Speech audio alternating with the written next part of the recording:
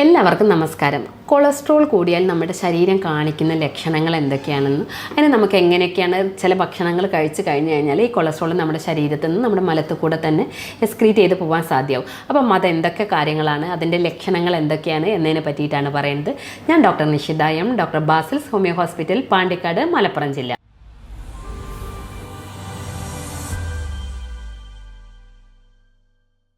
നമുക്കറിയാം കൊളസ്ട്രോൾ ഇന്നൊരു കോമൺലി കാണുന്ന ഒരു ജീവിതശൈലി രോഗമാണ് എന്നുള്ളത്. നമുക്കറിയാം ഈ കൊളസ്ട്രോൾ കൂടിക്കഴിഞ്ഞ് കഴിഞ്ഞാൽ നമ്മളെ ഹൃദയത്തിൻ്റെ ആരോഗ്യത്തിന് അതൊരു ബുദ്ധിമുട്ടുണ്ടാക്കാറുണ്ട് എന്നെല്ലാം.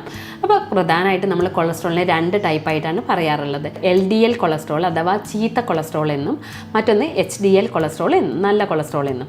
ഇത്തരത്തിൽ ഈ LDL കൊളസ്ട്രോൾ കൂടുതലാവുമ്പോഴാണ് നമ്മുടെ രക്തധമനികളിൽ ഇവ കട്ട പിടിക്കുകയും ഹൃദയാഘാതം പോലെയുള്ള ഒരു ചാൻസ് വരികയും ശരീരത്തിൻ്റെ മറ്റുള്ള ഭാഗങ്ങളിലാണെങ്കിൽ LDL കൂടുമ്പോൾ രക്തോട്ടം കുറയുകയും ആ ഭാഗങ്ങളിലേക്കുള്ള രക്തോട്ടം കുറയുകയും ചെയ്യുന്ന ഒരവസ്ഥ ഉണ്ടാവാറുള്ളത്. ഈ LDL കൂടുമ്പോഴാണ് നമ്മൾ പൊതുവേ പറയാറുള്ളത് ഹൈ കൊളസ്ട്രോൾ ആണ് ആ വ്യക്തിക്ക് എന്ന് നമ്മൾ പറയാറുള്ളത്. അപ്പോൾ ഈ ഹൈ കൊളസ്ട്രോൾ ഉള്ള വ്യക്തികളാണെങ്കിൽ ക്രമേണ നമ്മുടെ രക്തക്കുഴലുകളിൽ ഇവ കട്ട പിടിച്ച് ആ ഭാഗങ്ങളിലേക്കുള്ള രക്തോട്ടം കുറയ്ക്കുകയാണ് സാധാരണ ഉണ്ടാവാറ്.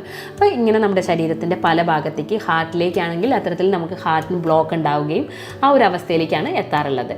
അപ്പോൾ ഇനി നമ്മൾ പ്രധാനമായിട്ട് ശ്രദ്ധിക്കേണ്ടത് ഈ ഹൈ കൊളസ്ട്രോൾ ഉണ്ടാകുമ്പോൾ നമ്മുടെ ശരീരം എന്തൊക്കെയാണ് ലക്ഷണങ്ങൾ കാണിക്കുക എന്നുള്ളതിനെ പറ്റിയിട്ട് പറയാം. ആദ്യമായിട്ട് നമ്മുടെ ശരീരത്തിൽ പ്രധാനമായിട്ട് കാണിക്കുന്ന ലക്ഷണങ്ങളാണ് തടിപ്പ്, അല്ലെങ്കിൽ മരവിപ്പ്, അല്ലെങ്കിൽ നമുക്കൊരു ചെസ്റ്റ് പെയിൻ ഉണ്ടാവുക, അല്ലെങ്കിൽ ശരീരത്തിൻ്റെ മറ്റുള്ള ഭാഗങ്ങളിൽ പെയിന്, കിതപ്പ്, കൂടുതൽ നേരം നടക്കുമ്പോഴേക്കും അല്ലെങ്കിൽ കുറച്ച് ദൂരം നടക്കുമ്പോൾ സ്റ്റെപ്പ് ഒന്ന് കയറുമ്പോഴേക്കൊക്കെ നമുക്ക് കൂടുതലായിട്ട് കിതപ്പ് വരിക, ശരീരത്തിൻ്റെ ചില ഭാഗങ്ങളിൽ തടിപ്പ് വരിക, ചിലപ്പോൾ നമ്മുടെ വായയ്ക്ക് ഒരുമാതിരി ബാഡ് സ്മെല്ല് വരിക, നമുക്കൊന്നും ചെയ്യാനൊരു എനർജി ഇല്ലാത്തൊരവസ്ഥ. ഇതൊക്കെ നമുക്ക് എന്താ വെച്ചാൽ ഹൈ കൊളസ്ട്രോളിൻ്റെ ലക്ഷണങ്ങളായിട്ട്, നമ്മുടെ ശരീരം കാണിക്കുന്ന ലക്ഷണങ്ങളായിട്ട് മനസ്സിലാക്കാവുന്നതാണ്. ഇനി നമുക്ക് ഇത്തരത്തിലൊക്കെ ഹൈ കൊളസ്ട്രോൾ ഉണ്ടെങ്കിൽ നമ്മൾ എന്തൊക്കെ ശ്രദ്ധിക്കണം, നമ്മൾ എന്തെല്ലാം കാര്യങ്ങളാണ് നമുക്കിതിന് വേണ്ടിയിട്ട് ചെയ്യാൻ പറ്റുക എന്നുള്ളത്. അതിൽ ഏറ്റവും പ്രധാനമാണ്, ആദ്യം പറഞ്ഞു, ഇതൊരു ജീവിതശൈലി രോഗമാണ്. അപ്പം നമ്മൾ കൃത്യമായിട്ട് വ്യായാമം ചെയ്യുക എന്നുള്ളത് ഒരു പ്രധാന ഘടകമാണ്. അതുപോലെ തന്നെ നമ്മൾ ഭക്ഷണത്തിൽ എന്തൊക്കെ ഒഴിവാക്കണം, അല്ലെങ്കിൽ എന്തൊക്കെ ശ്രദ്ധിച്ചാൽ നമുക്കിതിനെ കൊളസ്ട്രോളിനെ നമ്മളെ വരുതിയിലാക്കാൻ പറ്റും. ആദ്യം പറഞ്ഞു, ഈ കൊളസ്ട്രോൾ കുറയ്ക്കാൻ വേണ്ടിയിട്ട് നമ്മൾക്ക് എന്തൊക്കെയാണ് നമ്മൾ ഒഴിവാക്കേണ്ടത്.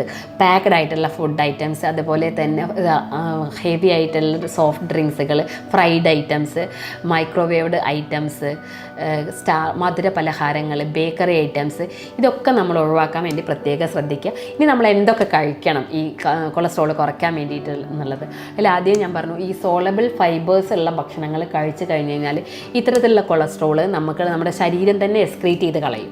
അപ്പം അതിനുവേണ്ടി നമ്മൾ ഭക്ഷണത്തിൽ കൊളസ്ട്രോൾ ഉള്ള ഒരു വ്യക്തികളാണെങ്കിൽ നിങ്ങൾ തീർച്ചയായിട്ടും ഈ സാധനങ്ങൾ ഭക്ഷണത്തിൽ ഉൾപ്പെടുത്താൻ വേണ്ടി ശ്രദ്ധിക്കണം എന്നുള്ളത് എല്ലാവരും ഒന്ന് ശ്രദ്ധിക്കുക. കൊളസ്ട്രോൾ കുറയ്ക്കാൻ വേണ്ടി നമ്മൾ കഴിക്കേണ്ട ഭക്ഷണങ്ങൾ പയറുവർഗ്ഗങ്ങൾ, കടല, അതുപോലെ തന്നെ മിനറൽസ് അടങ്ങിയ മത്സ്യങ്ങൾ, മത്തി, അയില തുടങ്ങിയ ചെറു മത്സ്യങ്ങൾ കഴിക്കാൻ വേണ്ടി ശ്രദ്ധിക്കുക. അതിനകത്ത് തന്നെ വെജിറ്റബിൾ ഫ്രൂട്ട്സുകളിനകത്താണെങ്കിൽ ആപ്പിൾ, അവോക്കാഡോ, ഇതൊക്കെ എന്താ വെച്ചാൽ അവോക്കാഡോയൊക്കെ എന്താ വെച്ചാൽ സോളബിൾ ഫൈബേഴ്സ് അടങ്ങിയിട്ടുള്ള സാധനമാണ്.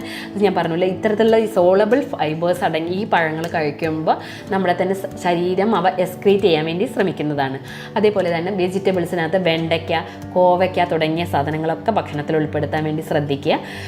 കിഴങ്ങ് വർഗ്ഗങ്ങളിലാണെങ്കിൽ മധുരക്കിഴങ്ങ് പോലെയുള്ളവ ഫൈബേഴ്സ് അടങ്ങിയിട്ടുള്ള ഭക്ഷണങ്ങൾ, സോളബിൾ ഫൈബേഴ്സ് അടങ്ങിയിട്ടുള്ള ഈ സാധനങ്ങൾ നമ്മൾ കഴിക്കുന്നതോടുകൂടി തന്നെ നമ്മുടെ കൊഴുപ്പ്, അതായത് ഈ കൊളസ്ട്രോൾ നമ്മുടെ ശരീരം തന്നെ എക്സ്ക്രീറ്റ് ചെയ്യാൻ വേണ്ടി സഹായിക്കുന്നതാണ്. ഇനി കൊളസ്ട്രോൾ കുറയ്ക്കുന്ന നട്ട്സുകളെ പറ്റി പറയുകയാണെങ്കിൽ അണ്ടിപ്പരിപ്പ്, അതുപോലെ തന്നെ ബദാം തുടങ്ങിയ നട്ട്സുകൾ കഴിക്കുന്നത് ഇവ കുറയ്ക്കാൻ വേണ്ടി സഹായിക്കുന്നതാണ്. ഇനി ധാന്യങ്ങളുടെ കേസുകൾ പറയുകയാണെങ്കിൽ ഓട്സ്, ബാർലി തുടങ്ങിയ തവിടോട് കൂടിയിട്ടുള്ള ധാന്യങ്ങൾ കഴിക്കുന്നത് നമ്മൾ കൊളസ്ട്രോൾ കുറയ്ക്കാൻ വേണ്ടി നമ്മെ സഹായിക്കുന്നതാണ്. ഇനി നമുക്ക് വേറെ വീട്ടിൽ ചെയ്യാവുന്ന ചില ഹോം റെമഡീസിനെ കൂടെ പറ്റി പറയാം. ഹോം റെമഡീസിനെ പറ്റി പറയുകയാണെങ്കിൽ നമ്മൾ ഉലുവ തലേന്ന് രാത്രി വെള്ളത്തിൽ കുതിർത്തിട്ടിട്ട് 1 ടീസ്പൂൺ ഉലുവ തലേന്ന് രാത്രി വെള്ളത്തിലിടുക. എന്നിട്ട് ആ കുതിർത്ത ഉലുവയോടൊപ്പം തന്നെ ആ വെള്ളം ദിവസവും രാവിലെ വെറും വയറ്റിൽ കഴിക്കുന്നത് കൊളസ്ട്രോൾ കുറയ്ക്കാൻ സഹായിക്കുന്നതാണ്. അതുപോലെ തന്നെ LDL കൊളസ്ട്രോൾ കുറയ്ക്കാൻ വേണ്ടിയിട്ട് നമുക്ക് ചെയ്യാവുന്നതാണ് ധാരാളം വെളുത്തുള്ളി ഭക്ഷണത്തിൽ ഉൾപ്പെടുത്താവുന്നതാണ്. അതുപോലെ തന്നെ ചീര മുളക് എന്ന് പറയുന്ന ചെറിയ മുളക് നമ്മുടെ ഭക്ഷണത്തിൽ ഉൾപ്പെടുത്താവുന്നതാണ്. മറ്റൊന്നാണ് മത്തി പോലെയുള്ള മത്സ്യങ്ങൾ, ചെറു മത്സ്യങ്ങൾ ഭക്ഷണത്തിൽ ഉൾപ്പെടുത്തുന്നത് അത് കറി വെച്ച് കഴിക്കുക എന്നുള്ളത് പ്രത്യേകം നോട്ട് ചെയ്യുക. അപ്പോൾ ഇത്തരത്തിലൊക്കെ നിങ്ങൾ ചെയ്യാൻ വേണ്ടി പ്രത്യേകം ശ്രദ്ധിക്കുക. ഇത്തരത്തിലൊക്കെ നിങ്ങൾ ചെയ്തിട്ടും നിങ്ങൾക്കിത് കുറയണില്ല, അല്ലെങ്കിൽ ഈ വ്യായാമം എക്സസൈസുകളൊക്കെ നിങ്ങൾക്ക് കുറയുന്നില്ലെങ്കിൽ നിങ്ങൾ തീർച്ചയായിട്ടും ഒരു വൈദ്യസഹായം, ഒരു ഡോക്ടറുടെ സഹായം നേടേണ്ടതാണ്. ഞാനൊരു ഹോമിയോപ്പത്തിക് ഡോക്ടർ ആയതിനാൽ തന്നെ രോഗിയുടെ ലക്ഷണവും രോഗത്തിൻ്റെ ലക്ഷണങ്ങളൊക്കെ കൺസിഡർ ചെയ്തിട്ട് തന്നെ നമുക്കിതിന് വളരെ ഫലപ്രദമായ ചികിത്സ ലഭ്യമാക്കാവുന്നതാണ്. അപ്പോൾ നിങ്ങൾക്ക് ഇത്തരത്തിലുള്ള ബുദ്ധിമുട്ടുകൾ എന്തെങ്കിലും ഉണ്ടെങ്കിൽ നിങ്ങൾക്ക് എന്നെ കോൺടാക്റ്റ് ചെയ്യാവുന്നതാണ്. ഞാൻ doctor Nishitha M, doctor Basil's homeo hospital, Pandikkad, Malappuram ജില്ല. താങ്ക്